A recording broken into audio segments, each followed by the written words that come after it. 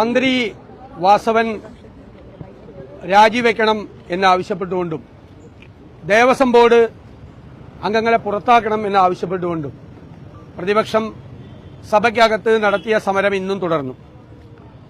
നിങ്ങൾക്ക് എല്ലാവർക്കും അറിയാം, സമാധാനപരമായ ഒരു സമരമാണ് ഞങ്ങൾ നടത്തിയത്. പക്ഷേ നമ്മുടെ MLA ആയ M വിൻസെന്റിനെ വാച്ചാൻ വാർഡ് തടഞ്ഞുവെച്ച് അതിശക്തിയായി അദ്ദേഹത്തിന് ശ്വാസ തടസ്സം വരെ ഉണ്ടായ സംഭവം ഉണ്ടായി. സനീഷ് കുമാറിന് അദ്ദേഹത്തിന് മുറിവേറ്റു. ഇത്രയും വാച്ചാൻ വാർഡിനെ നിർത്തിക്കൊണ്ടാണ്, പോലീസിനെ നിർത്തിക്കൊണ്ടാണ് സഭയിൽ സഭ നടത്തിക്കൊണ്ടുപോകാൻ സ്പീക്കറുടെ നേതൃത്വത്തിൽ ശ്രമിച്ചത്. മാത്രമല്ല, സമരം നടക്കുന്ന സമയത്ത് മന്ത്രിമാരും അതുപോലെ ചില MLA മാരും സഭ്യേതരമായ ഒരുപാട് പരാമർശങ്ങൾ നടത്തി. ആ പരാമർശങ്ങൾ സ്പീക്കർ കേട്ടുകൊണ്ടിരിക്കുകയായിരുന്നു. ഇന്നലെ ഗാലറിയിലിരിക്കുന്ന കുട്ടികൾ ഈ സമരം ചെയ്യുന്നത് കാണില്ലേ ഇതെന്ത് ജനാധിപത്യം എന്ന് ചോദിച്ച സ്പീക്കർ കേട്ടാൽ അറയ്ക്കുന്ന വാക്കുകൾ ആണ്. PP ചിത്തരഞ്ജൻ, ആലപ്പുഴ അംഗം, ഭിന്നശേഷിക്കാരെ അപമാനിച്ചുകൊണ്ടാണ് സംസാരിച്ചത്. രണ്ട് കൈയും ഇല്ലാത്ത ആളുകൾ വേണ്ടാത്തടത്ത് ഉറുമ്പ് കയറിയാൽ എന്തു ചെയ്യും എന്നതുപോലെയാണ് എന്നൊക്കെയുള്ള വളരെ നിലവാരം കുറഞ്ഞ പരാമർശങ്ങൾ നടത്തി. മന്ത്രി ഗണേഷ് കുമാർ കിട്ടിയ അവസരത്തിൽ അദ്ദേഹത്തിന്റെ വ്യക്തിപരമായ വിരോധം തീർക്കാൻ KSRTCയിലെ INTC യൂണിയന്റെ പ്രസിഡന്റ് കൂടിയായ M വിൻസെന്റിനെ കുറിച്ച് വളരെ തെറ്റായ പരാമർശങ്ങൾ നടത്തി. ഇതെല്ലാം ഈ സ്പീക്കർ കേട്ടുകൊണ്ടിരിക്കുകയായിരുന്നു. സ്പീക്കർ അതിലെല്ലാം കൊടപിടിച്ചു കൊടുക്കുകയായിരുന്നു. തെറ്റായ പരാമർശമാണ് നടത്തിയത്. ഞങ്ങളൊരു സമരം നടത്തുകയാണ്. ആ സമരത്തിന്റെ ഭാഗമായി ഞങ്ങൾ സഭയിൽ ഞങ്ങളുടെ പ്രതിഷേധ പ്രകടനം ഞങ്ങൾ സമാധാനപരമായി ചെയ്യുകയാണ്. ഈ സഭാചരിത്രത്തിൽ എല്ലാ രാഷ്ട്രീയ പാർട്ടികളും എല്ലാ മുന്നണികളും അതുപോലുള്ള സമരപരിപാടികൾ നടത്തിയിട്ടുണ്ട്. ഇത് പുതിയതായി വന്ന ചില അംഗങ്ങൾ അവർ മന്ത്രിമാരായി പോയി.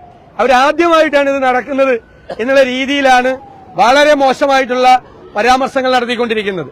മന്ത്രി രാജേഷും മന്ത്രി രാജീവും തുടരെ പ്രതിപക്ഷത്തെ അവഹേളിക്കുന്ന തരത്തിലുള്ള പരാമർശങ്ങളാണ് നടത്തുന്നത്.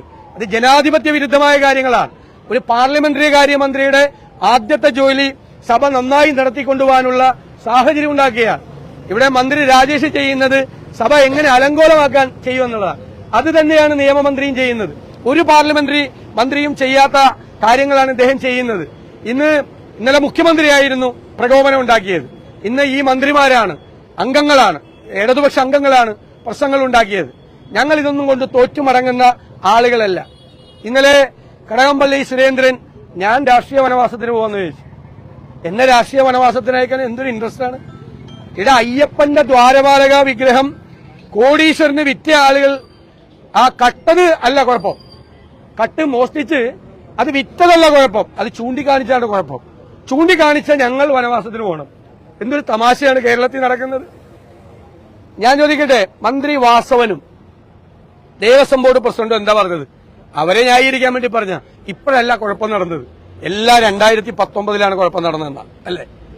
നിങ്ങൾ നോക്ക്, ദേവസ്വം ബോർഡ് പ്രസിഡന്റിന്റെ സ്റ്റേറ്റ്മെന്റും ദേവസ്വം മന്ത്രിയുടെ സ്റ്റേറ്റ്മെന്റും കുഴപ്പം മുഴുവൻ നടന്നത് 2019 ആ 2019 ഈ ദ്വാരപാലക ശില്പം കോടീശ്വരന് വിറ്റഴിക്കുന്ന സമയത്ത് മന്ത്രിയായിരുന്ന ആളാണ് കടകംപള്ളി സുരേന്ദ്രൻ. അന്നത്തെ ദേവസ്വം ബോർഡ് പ്രസിഡന്റുമുണ്ട്. ഈ ഉണ്ണികൃഷ്ണൻ പോറ്റിയുമായിട്ട് വലിയ ബന്ധമാണ് കടകംപള്ളി സുരേന്ദ്രന് ഉള്ളത്.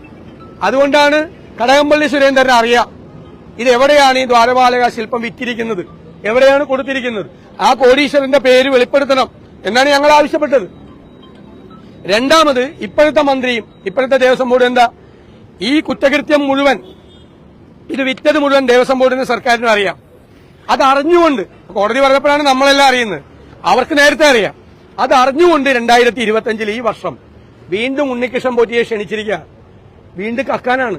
അവിടുത്തെ വാതിൽ കൊണ്ടുപോയി, കട്ടളപ്പടി കൊണ്ടുപോയി, ദ്വാരപാലക ശില്പം കൊണ്ടുപോയി. ഇനി അയ്യപ്പന്റെ തങ്കവിഗ്രഹം മാത്രം അവിടെയുള്ളത്. അതുകൂടി അടിച്ചുകൊണ്ട് പോയതിനെ കോടതി ഇടപെട്ടില്ലായിരുന്നെങ്കിൽ ഈ കള്ളന്മാർ ഇവരെല്ലാം ഈ കള്ളക്കച്ചവടത്തിന് കൂട്ടുനിന്നിട്ടുണ്ട്. അതുകൊണ്ട് അതിനെതിരായി ഇന്ന് കോൺഗ്രസിന്റെ നേതൃത്വത്തിൽ പത്തനംതിട്ടയിൽ സമരമുണ്ട്. വിവിധ ജാഥകൾ വരുന്നുണ്ട്. 18-ാം തീയതി UDFന്റെ നേതൃത്വത്തിൽ ചെങ്ങന്നൂരിൽ നിന്ന് അയ്യപ്പന്റെ ജന്മസ്ഥലമായ പന്തളത്തേക്ക് ഞങ്ങളുടെ പദയാത്രയുണ്ട്. ഈ സമരം സഭയ്ക്കകത്തും പുറത്തും ഞങ്ങൾ തുടരുക തന്നെ ചെയ്യും.